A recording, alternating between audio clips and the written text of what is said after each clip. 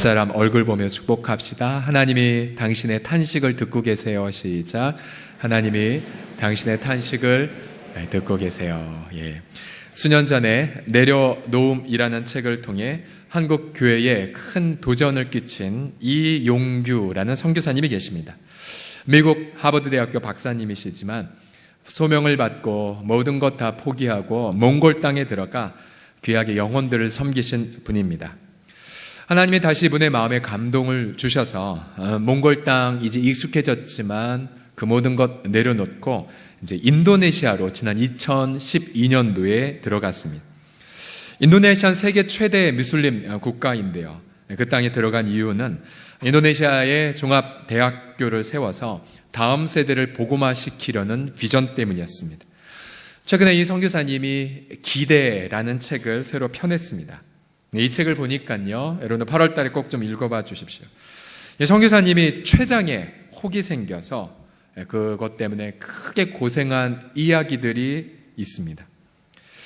선교사님 가정이 인도네시아에 들어간 지가 이제 4개월 만에 발병이 되어서 선교사님은 자신의 아내와 자녀들은 외국에 또 낯선 타지에 내버려 둔 채 선교사님은 한국에 들어와 병원에 입원했습니다. 근데 여러분, 고난은 겹쳐서 오는 것 같습니다. 인도네시아의 학교의 법령이 바뀌어지는 바람에 대학교 설립에 대한 계획의 실행이 너무나도 요원하게 되었고요. 또 비자에도 문제가 생겨서 자칫 잘못하면 가족 통째로 추방을 당할 위기에도 있었습니다. 더군다나 이 사모님이 이 선교사님이 자녀를 이제 넷째까지 낳으셨고 넷째. 선교사님 연세가 어떻게 되는지 잘 모르겠는데 4명을 낳아서 그것도 사모님이 낯선 타국에서 혼자서 4명이나 양육을 해야 되는 상황이었습니다. 선교사님은 많은 기도와 금식을 통하여 또 탁월한 베테랑 크리스찬 닥터를 통해 수술을 부탁했습니다. 수술은 잘 된 것 같았지만 문제는 수술 이후에 다시 재발이 되는 바람에 췌장액이 제가 처음 알았는데 강산성이어서 췌장액이 새면 내장이 다 녹아내려져 간답니다. 그래서 다시 열어서 개복해야 될 절대적 상황에 들어갔습니다. 선교사님은 계속해서 이렇게 꼬이는 상황 속에서 이렇게 자신의 심경을 책에다 토로했습니다. 그런데 수술만큼은 그간의 인도하심과 좀 다른 것 같았다. 계속 풀릴 듯 하다가 더 꼬이면서 완전히 꽉 막힌 듯한 상황으로 내몰리는 느낌이었다. 아마 우리도 선교사님의 심경이었다면 아마 굉장히 많이 힘들었을 것 같습니다.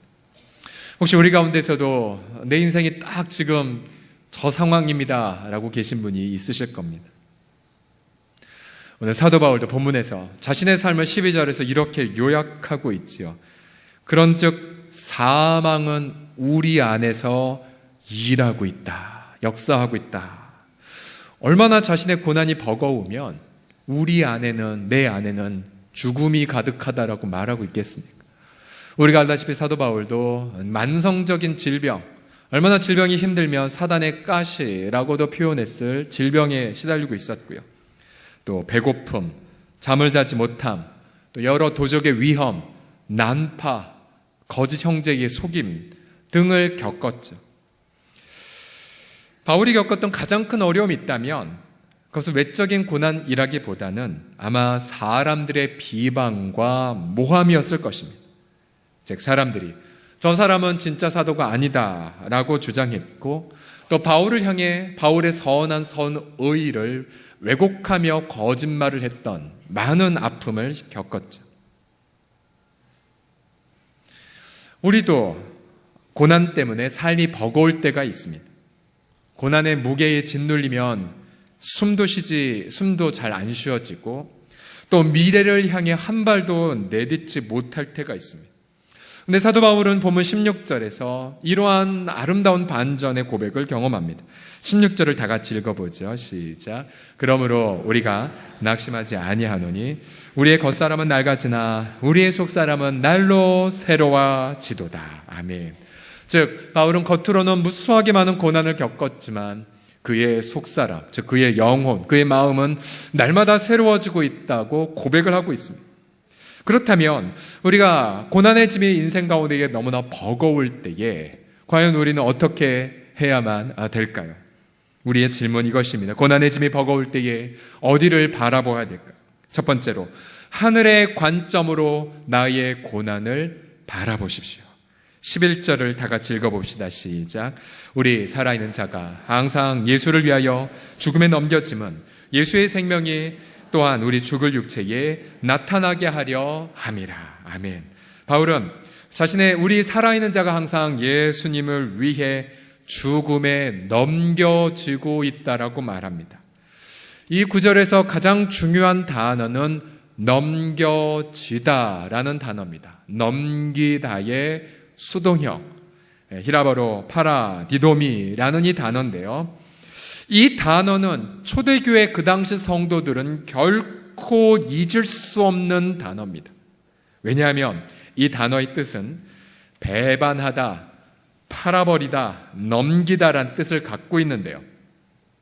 가룟 유다가 예수님을 배반하다, 이 단어입니다. 또 유대인들이 예수님을 십자가 처형에 넘기다, 이 단어입니다.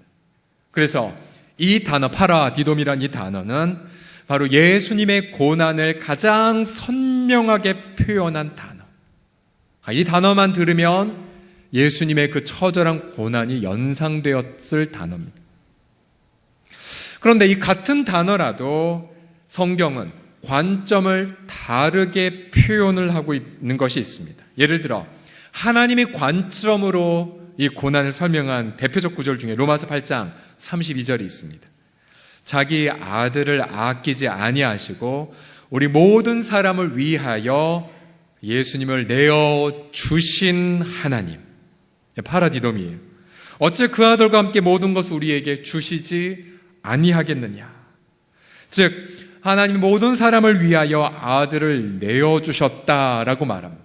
즉 같은 예수님의 고난도 제자를 잘못 선출해서 혹은 시대를 잘못 타서 불행하게 그런 십자가 고난을 당한 것이 아니라 하나님이 저와 여러분을 사랑하신 증표로 그 아들을 내어주셨다라고 소개되어 있어요. 같은 고난도 다른 관점으로 이렇게 소개된 것을 보십시오. 또 예수님의 관점에서 표현한 대표적 구절 갈라디아서 2장 20절 같이 읽어보죠. 갈라디아서 2장 20절 시작.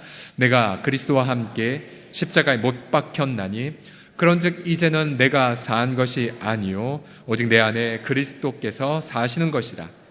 이제 내가 육체 가운데 사는 것은 나를 사랑하사 나를 위하여 자기 자신을 버리신 하나님의 아들을 믿는 믿음 안에서 사는 것이라. 여기에서도 자기 자신을 버리다, 이 파라디돔인데 예수님이 앞서 말씀드린 것처럼 시대를 잘못 타서 또 불행해서 고난을 겪으신 것이 아니라 어떻게 하셨다고요? 저와 여러분을 사랑하셔서 자신을 바쳤기 때문에 그 고난을 겪으신 것이라고 말합니다. 똑같은 고난인데도 너무도 다른 두 관점, 하나는 땅의 관점, 그러나 또 하나는 하나님의 관점을 보십시오. 만약 같은 고난이라도 인간의 눈으로만 바라보면 한없이 불행해지고 죄책감을 갖던가 누군가를 향한 원망을 갖게 되죠. 그러나 하나님의 관점으로 바라보면 우리 두 구절 로마서와 갈라디아에서 본 것처럼 하나님의 섭리가 기대가 되고 하나님의 사랑이 체감이 되죠. 예를 하나 들어드리겠습니다. 지금 우리 교회 공동체에서 위탁받은 새솔 어린이집에 원생이 한 100여 명 정도 되는데요. 장애아 통합반을 만들기 위하여 열심히 준비하고 있습니다. 또 우리 현재 지금 이 시간 아름 공동체에서 장애인들과 함께 예배를 드리고 있죠. 옛날에는 장애인들이 태어나면 보통 이런 생각을 했습니다. 내가 전생에 무슨 죄를 저질렀기에, 혹은 내가 정말 지지리도 복이 없지 어찌 이런 아이가 우리에게 태어나는가. 그래서 실제로 우리의 윗세대들은 자신의 자녀가 장애아면 많은 입양기관들에게 맡겼죠. 그리고는 실제로 우리 외국분들은 장애인이든 정상이든 상관없이 주의 사랑으로 우리의 한국 자녀들을 입양했던 케이스들을 많이 기억하고 있습니다. 그러나 예수 믿는 우리 부모들은 어떻게 생각합니까? 똑같은 장애이지만 우리는 많은 이런 예수 믿는 부모들의 이런 고백을 들었습니다. 하나님이 너무나도 귀한 생명을 어디에 맡길까 보시다가 우리 가정에 맡기셨다라고, 하나님이 보내셨더라고 고난을 해석합니다. 또 이 아이가 비록 정상인처럼 건강하게 살지는 못해도 그러나 정상이가 가질 수 없는 위대한 가치를, 보석과 같은 가치를 우리 아이가 갖고 있다라고 바라봅니다. 과연 여러분은 똑같은 장애를 바라보며 어떠한 관점으로 그 장애를 바라보고 계십니까? 배우자에 대해서도 마찬가지가 존재하죠. 예를 들어 우리 교회 식구는 아닌데 어떤 자매님들은 보통 이렇게 한탄을 합니다. 목사님, 제가 눈이 삐었지요. 제가 사전 찾아보니까 삐다라는 게 이게 정상 단어는 아니더라고요. 제가 눈이 잘못되었지요. 어쩌자고 이런 작자를 만나 내 인생을 망쳤습니까? 라고 한탄합니다. 이제 이게 땅의 관점이죠. 그러나 예수님을 믿는 자매들은 같은 배우자, 전혀 달라지지 않았음에도 불구하고 이렇게 말합니다. 목사님, 하나님이 저를 방글라데시와 같은 땅끝 선교지로 보내지 않으시고 바로 남편이란 선교지로 보내신 것을 감사합니다라고. 목사님, 제가 품고 기도할 나의 선교지입니다. 그런 자매들은 정말 예수님처럼 남편을 섬기고 남편의 변화되지 않은 모습 때문에 방황하지 않고 자기를 원망하거나 남편에게 원망을 샀을 화살을 쏘지 않습니다. 그러면 그러한 자신이 남편에게 보내어졌다는 그 마음, 그리고 내가 예수님처럼 나를 이 남편에게 바치겠다는 그 마음을 남편이 보고 그때부터 변화의 역사를 경험합니다. 과연 사랑하는 성도님들, 나의 고난이 버거울 때에 어떠한 관점으로 바라보고 계십니까? 나는 과연 땅의 관점으로 바라보십니까? 아니면 하늘의 관점으로 바라보십니까? 옆 사람 보면서 물어보겠습니다. 당신은 땅의 관점입니까? 하늘의 관점입니까? 시작. 당신은 땅의 관점입니까? 하늘의 관점입니까? 예, 목사님, 제가 이렇게 이런 거 부탁할 때마다 부담 가지면 땅을 내려보시고 한숨 부시는 분은 땅의 관점으로 보시는 거예요. 저는 저와 여러분 모두가 어떠한 고난을 겪으셨든지 간에 예수님의 관점, 하나님의 관점으로 그 고난을 해석하시기를 주님의 이름으로 간절히 부탁합니다. 두 번째로, 고난의 짐이 버거울 때에 어디를 바라보아야 될까요? 두 번째로는 이웃의 관점으로 나의 고난을 바라보십시오. 누구의 관점으로 보라고요? 이웃의 관점입니다. 15절을 보시면 바울이 이렇게 말해요. 이는 모든 것이 다 너희를 위함이다. 자신의 고난도 너희를 위함이다. 많은 사람의 감사로 말미암아 은혜가 더하여 넘쳐서 하나님께 영광을 돌리게 하려 함이라고 말합니다. 바울은 자신이 겪고 있는 이 고생이 모두 다 성도들을 위한 것임을 깨달았습니다. 성도들은 사도 바울 일행의 고난을 통해 하나님의 위로를 경험했고 감사했고 하나님께 영광을 돌렸습니다. 그래서 바울은 12절에 이렇게 정리를 했어요. 그런즉 사망은 우리 안에서 일하고 있지만 우리 안에서 일하고 있는 이 고통 때문에 생명은 너희 안에서 맺혀지고 있구나 라고 바울이 고백합니다. 앞서 이 췌장으로 고통하고 있던 이용규 선교사님, 평강을 다 잃어버렸고 이번에 책에 보면 자신의 관심이 병 낫는 것이 되면서 병세에 따라 마음 상태가 오락가락했다라고 솔직히 고백합니다. 왜 그렇게 꼬이고 답답한 상황에 있었는지, 왜 그렇게 형통하지 않았는지, 많이 기도했고 많은 분들이 이분 위해 기도했지만 왜 그렇게 형통함이 없었는지에 대한 이유를 그때는 몰랐지만 시간이 한참 지나고 나서 두 가지 열매를 보고 알았다고 합니다. 하나는 인도네시아에서 일어난 일인데, 본인은 한국 땅에 매여 있어서 아무것도 하지 못했지만, 그러나 그 당시 인도네시아 상황이 어떠했냐면요, 인도네시아의 자카르타에 한인교회가 후세대들을 선교하고 양육하기 위하여 15,000평을 기증을 했는데, 성도들의 마음도 그때까지만 하더라도 학교에 대한 마음이 하나가 되지 않았었다고 합니다. 근데 그러다가 선교사님이 병원에 병상투병하는 걸 보고는 성도들이 간절히 기도하기 시작했고, 선교사님을 위해서. 그러다 보니 다음 세대의 학교 설립에 대한 비전에 한 마음이 되었더라는, 그래서 그러한 열매를, 연합의 마음이 부어졌다고, 자기는 한국 땅에 있었지만 하나님 인도네시아에서 그런 연합의 열매를 맺게 했다는 것을 선교사님이 고백합니다. 이게 바로 첫 번째 자신의 고난의 의미였고요. 두 번째는, 이분이 굉장히 유명한 분이신데 그때까지만 하더라도 자신의 장인 장모님이 아직도 신앙생활을 안 하고 있었답니다. 얼마나 마음이 아팠을까요?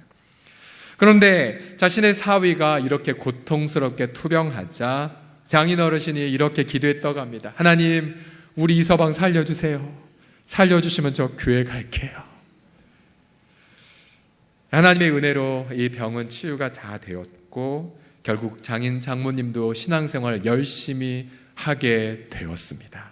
그래서 결국은 성기사님의 책에 참 이러한 문장으로 고백을 했는데요, 고통이 은혜가 되는 것은, 여러분, 고통은 은혜가 될 수 없죠. 고통스러울 뿐인데 왜 은혜가 되냐면 이런 말 때문입니다. 고통이 은혜가 되는 것은 그것을 통해서만 잉태되는 새로운 생명이 있기 때문이다. 그럼 이해가 되십니까? 결국은 내가 지금 겪는 나의 이 버거운 고난 때문에 바로 내 주변에 누군가가 생명을 경험하게 되는 것, 우리가 누군가에게 생명과 위로가 전달되는 것을 바라볼수록 내 무거운 고난은 가볍게 느껴지게 됩니다. 오늘 사도 바울은 13절에서 시편 116편의 한 구절을 인용을 합니다. 기록된 바 내가 믿었으므로 말하였다 한 것 같이, 시편 116편의 한 절인데요, 우리가 같은 믿음의 마음을 가졌으니 우리도 믿었으므로 또한 말한다 라고 말합니다. 자, 시편 116편의 내용이 무엇이냐면, 이 116편의 저자는 죽음에 이르는 고통을 겪은 자였습니다. 그런데 큰 환난에 시달리자 이러한 비명을 지릅니다. 116편 11절을 보시면요, 내가 놀라서 이르기를 모든 사람이 거짓말쟁이라 하였도다.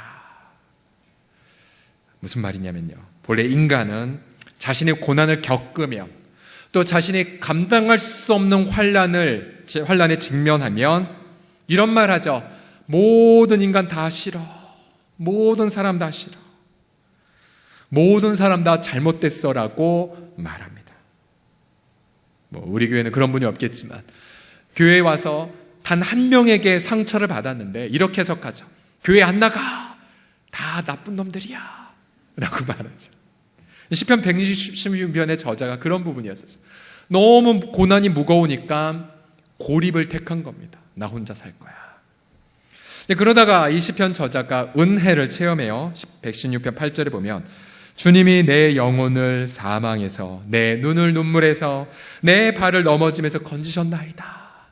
자, 이 은혜를 체험하자 이 사람은 14절에 가보면, 116편 14절에 가면 이렇게 고백해요. 여호와의 모든 백성 앞에서 나는 나의 서원을 여호와께 갚으리로다.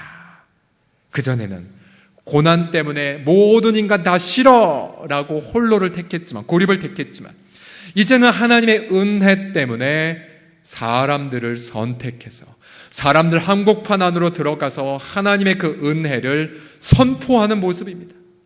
바울은 이 시편 저자의 경험을 인용하면서 고린도 교회 성도들에게도 나도 고난을 겪으면 116편 저자처럼 힘들었지만, 아니 나의 고난이 누군가에게 유익이 될 거라고 믿었기 때문에 나도 너희들에게 담대하게 선포한다. 그 선포의 내용이 오늘 본문 14절에 인용되어 있습니다. 14절 말씀을 다 같이 힘차게 읽겠습니다. 시작. 주 예수를 다시 살리신 이가 예수와 함께 우리도 다시 살리사 너희와 함께 그 앞에 서게 하실 줄을 아노라. 아멘, 아멘. 바울의 고난을 통해 부활의 위로가 성도들에게 더욱더 나타났고 함께 부활하여 예수님 앞에 설 날을 기대하였기에 바울은 더욱더 힘차게 주님의 기쁨을 증거하고 있습니다. 그래서 저는 이 말씀을 준비하면서 이러한 상상을 한번 해보았습니다. 이제 성도들이 태백당에 가서 복음을 전하다가, 근데 복음을 전하는 과정 가운데에 갑자기 자신이 지나간 1년 동안 왜 그렇게 힘들었는지 고난의 의미를 홍제동에서 못 깨닫고 태백당에서 복음 전하다가 깨닫습니다. 왜냐하면 복음을 전하다 보니 복음을 듣는 이 사람이 내가 그동안 겪었던 것과 똑같은 아픔을 겪었거든요. 그래서 복음을 전하고 나도 이러이러한 아픔을 겪었다고. 그러면 그분도 나의 고난을 통해 해답을 받고 눈물 흘리죠. 그러면 나는 내 고난의 의미가 이분 때문이었구나 걸 깨닫고 눈물 흘립니다. 그래서 같이 부여잡고 눈물 흘리는 장면을 상상을 해보았습니다. 우리 사랑하는 성도들이요, 하나님은 결코 우리의 인생을 낭비하지 않게 하십니다. 내가 보기엔 내 인생 시간 낭비한 것 같지만 하나님은 결단코 나의 인생에 계속해서 우리 가운데에 누군가에게 은혜를 끼칠 선물들을 준비하고 계십니다. 바로 그가 누구일까요? 나의 고난을 통하여 또 다른 위로와 생명을 받을 그 이웃은 과연 누구이겠습니까? 저는 저와 여러분 모두가 나의 고난 넘어 나의 고난을 통해 바로 누군가에게 위로와 생명이 될 것을 기대하며 나의 버거운 고난을 가볍게 바라보는 은혜가 넘치시기를 예수님의 이름으로 축복합니다. 다 같이 선포해 주십시오. 내 고난은 누군가에게 은혜가 될 것입니다. 시작. 내 고난은 누군가에게 은혜가 될 것입니다. 아멘. 마지막으로 고난의 짐이 버거울 때에 어디를 바라보시면 되냐면 영원의 관점으로 내 고난을 바라보십시오. 영원의 관점. 17절 말씀을 다 같이 읽어보죠. 17절 시작. 우리가 잠시 받는 환난에 경한 것이 지극히 크고 영원한 영광에 중한 것을 우리에게 이루게 함이니. 바울은 고린도서 1장에서 자신이 겪는 무게를 이렇게 비유한 적이 있습니다. 내가 아시아 즉 터키에서 당한 환난을 너희가 알기를 원한다. 힘에 지나도록 심한 고생을 해서 마치 사형 선고를 받은 자와 같은 심경이었다고 말해요. 바울이 고린도서 1장에서 말한 이 환난의 무게는 감당할 수 없는 무게였습니다. 그런데 이 똑같은 환난이란 단어가 고린도서 4장에서는 이렇게 바뀌었어요. 우리가 잠시 받는 환난.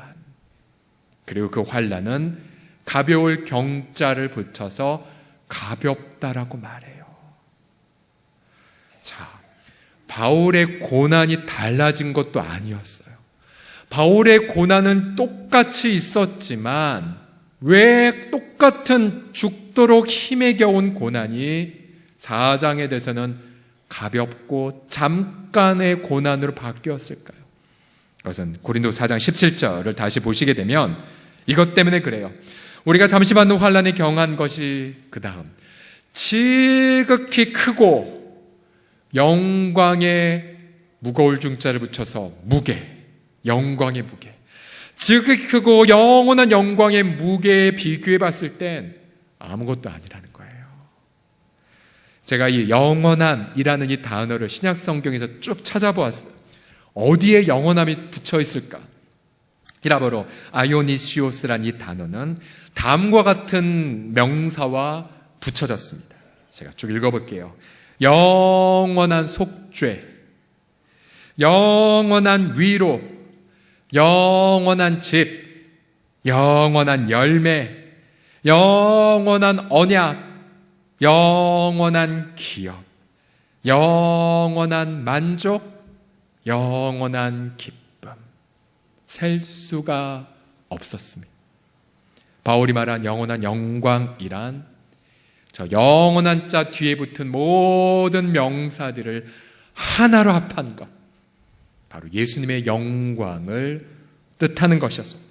바울은 힘에 지나도록 심한 죽을 고생을 하고 있었지만 그러나 그 고난만 생각하면 이 고난은 영원할 것 같고 나는 고난에 함몰될 것 같은 두려움이 있었지만 하나님은 그의 마음의 문을 열어주셨고 바로 예수님의 얼굴에 있는 하나님의 영광을 하는 그 빛을 사도 바울의 마음에 강렬하게 비추셨습니다. 그 영원한 영광을 바라보자 자신이 겪는 이 고난은 아무것도 아닌 것처럼 보였습니다. 여전히 고생하고 있고 여전히 처절한 아픔 속에 있지만 같은 고난이 다르게 보였던 거죠. 무엇보다 우리는 이 영원한 영광은 특별히 고난의 한복판 안에 들어갔을 때에 영원한 영광을 바라본 눈이 띄어집니다. 예를 들어 사도행전 7장에 보면 돌에 맞아 순교했던 스데반에 대한 기록이 나옵니다.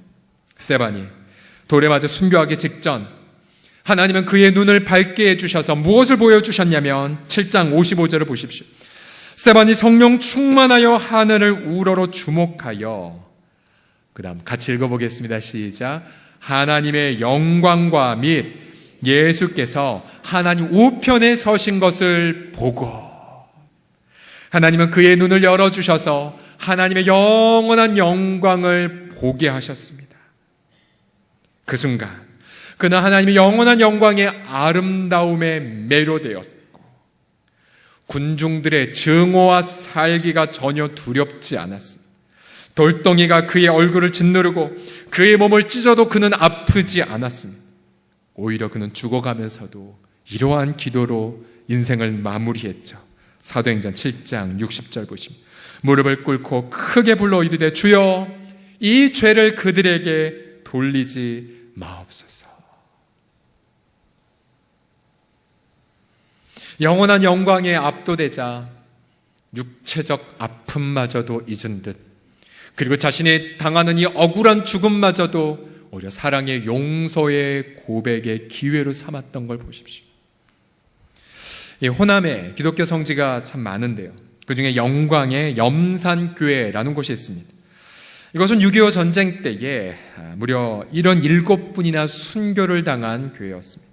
1950년 10월 공산군에 의하여 성도들은 무거운 돌에 몸에 묶인 채 산채로 수장을 당하기도 했고 또 죽창에 찔려 무참하게 살해도 당했습니다. 담임 목사님의 가정도 한 사람만 빼고 모두 다 순교를 당하였죠. 그러나 살아남은 성도들은 그 이듬해에 창고에 모여 예배를 드리기 시작했습니다.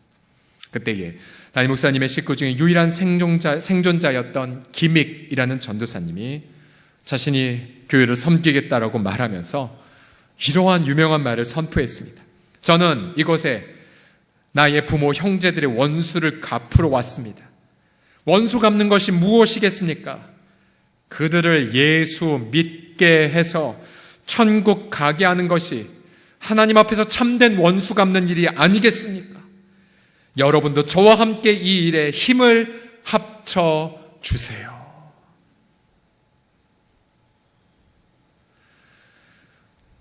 이 성도들도 역시 하나님의 영광에 압도가 되었기에 전쟁의 포화가 멋지 않은 그 한복판 안에서도 용서를 선언하고, 그리고 자신의 가족들을 죽인 가해자들을 주의 사랑으로 품어주었습니다.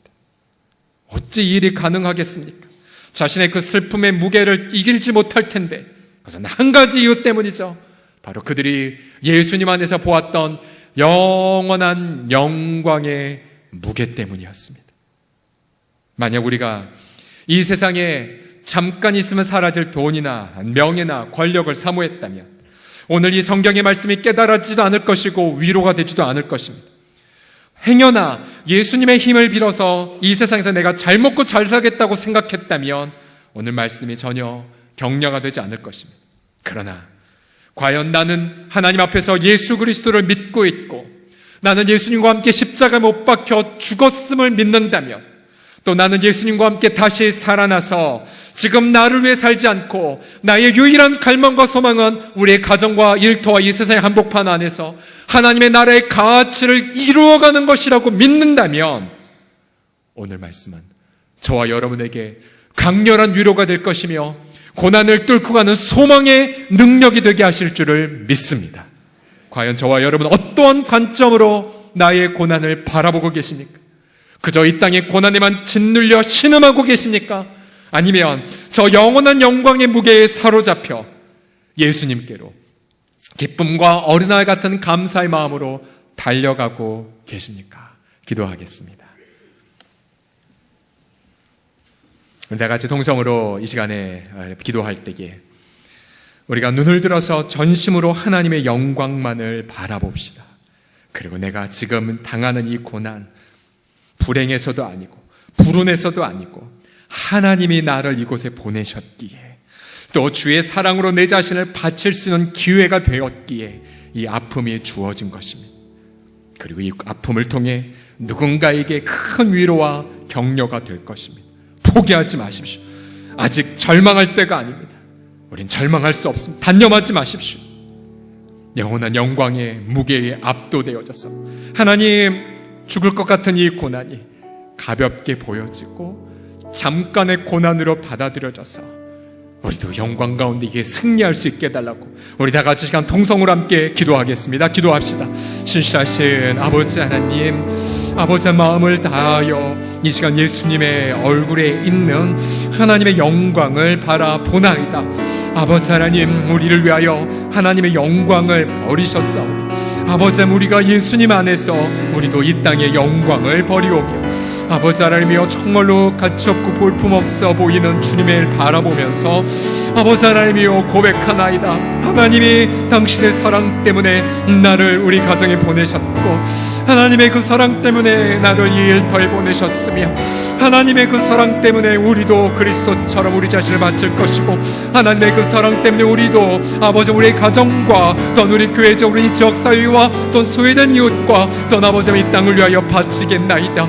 하나님의 관점으로 우리를 고난을 바라보며 아버지의 고난을 통하여 마침내 어느 누군가에게 큰 위로와 아버지 열매를 맺게 하실 하나님을 기대하며 영원한 영광의 무게에 압도되어 나의 지금 당하는 고난을 가볍고 아버지 잠깐의 아버지 하나님 어려움으로만 보게 하여 주시옵소서. 아버지 하나님, 이 시간 슬픔과 그리고 절망 때문에 너무나 이 고난이 영원한 것만 같고 이 고난의 어두움의 출구가 보이지 않아 아파하는 우리 성도들, 아버지 하나님, 이들의 마음 가운데 이 시간에 주께서 성령으로 어루만져 주셔서 아버지 하나님이여, 하나님의 사랑으로 내가 이 땅에 보내어졌고 하나님의 사랑으로 나도 예수님처럼 나를 바치겠노라는 고백으로 고난의 길을 열게 하여 주시옵소서. 이 시간 예수 그리스도의 이름으로 선언하노라. 모든 두려움과 절망의 영은 떠나갈지어다. 어두움은 떠나갈지어다. 한 번도 실수하지 아니하신 하나님의 은혜로 말미암아 나의 고난을 통해 우리의 가정 안에 우리의 배우자에게 또 나의 이웃에게 위로와 생명의 통로가 되게 하여 주시옵소서. 하나님, 영원한 영광의 무게에 압도되어 썩어질 것을 추구하지 아니하며 아버지 하나님이여, 이 땅에서 겪는 환난을 잠깐의 환난으로 또 이 땅에서 겪는 환난을 가벼운 것으로 바라볼 수 있도록 이 시간 영광의 무게로 압도하여 주옵소서. 예수님의 이름으로 기도드립니다. 아멘. 하나님께 영광의 박수 올려드리겠습니다.